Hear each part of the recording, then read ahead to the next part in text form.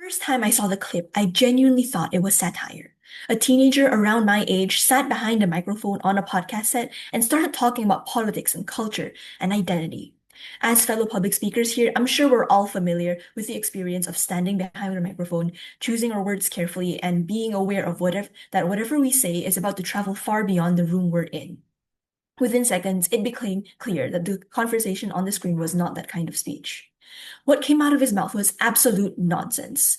Not teenage opinions or poorly structured arguments, but openly misogynistic and racist rhetoric about politics and human identity.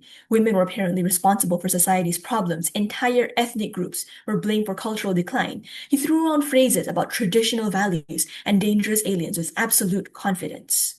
I remember staring at the screen, horrified and incredulous in equal parts. Part of me couldn't believe that someone my age was sitting there delivering this with a straight face. The other half of me wanted to climb through the screen, drag him away from the microphone, and start strangling him, start telling him to stop embarrassing an entire generation that already gets blamed for everything. The question running through my mind the entire time was simple. How does someone my age end up sounding like that? Teenagers are still figuring out this world. That is true. Our ideas are evolving and our understanding is incomplete. We still learn and grow along the way, and our perspectives are constantly shifting. Yet the certainty in his voice almost convinced me that he had it all figured out. And that moment made the proverb we're discussing today feel very real. Empty vessels make the most noise. That phrase captures something we see everywhere in modern conversation. The loudest voices in the room are not always the most thoughtful ones. In fact, the volume of the noise often hides the absence of substance behind it. That teenager on the podcast sounded incredibly certain. His tone, his volume suggested authority, confidence, and clarity. But when you examine the content of what he was saying, the emptiness became obvious. His arguments about politics were just recycled right-wing slogans, and the statements about culture ignored basic historical realities. His claims collapsed the moment they were questioned with fact. Yet, none of that stopped the performance from sounding admittedly powerful. And that reveals the first danger behind this statement. In our society, loudness is often mistaken for credibility. The voices that dominate podcasts, social media, and political commentary tend to be the ones that are delivered with the greatest volume. People who speak with unwavering confidence attract attention quickly, even when the ideas behind that confidence are shallow or outright harmful. Outrage travels faster than nuance, and certainty spreads faster than reflection. So, the loudest voices are the ones that rise to the top of the conversation, aka the empty vessels. And audiences assume that that volume must reflect importance.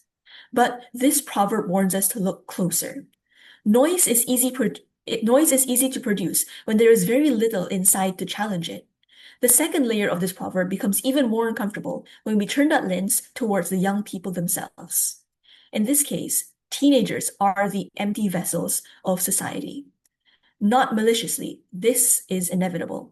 When we are young, our understanding of the world is still forming.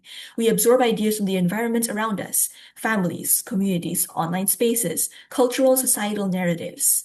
Those influences shape the beliefs we carry long before we have personally developed the ability to question them. Now think again about that teenager on the podcast. At first, it sounded like he had built those opinions entirely on his own. But the longer I listened, the more obvious it became that the language he was spewing wasn't his. The phrases mirrored talking points circulating online already, and the rhetoric matched arguments made by older racist commentators. He wasn't constructing an entire worldview from scratch. He was repeating one that had already been placed inside of him. He was an empty vessel reflecting noise. And that realization forced me to ask myself something uncomfortable. If I had grown up hearing those same messages every day about politics, culture, identity, would I have sounded exactly like him? I was fortunate. I grew up surrounded by people who valued empathy and open-minded discussion. The conversations around me encouraged questioning rather than blind certainty, and that is what allows the ideas I hold today to feel like conclusions reached through reflection and personal lived experience, rather than just slogans handed out without explanation. But not every teenager gets to grow up in that kind of environment. Some grow up surrounded by voices that reward hostility, amplify division, and present prejudice as tradition. and over time, those voices settle into the vessel. So when we hear a voice speaking with absolute certainty about politics, culture, or identity, the real task is to look past the volume and examine the substance. Ask what knowledge supports the claim, ask where ideas originated, ask whether the argument stands when it's challenged. A vessel filled with thought, reflection, and understanding does not need to be shout to be heard. Thank you for listening.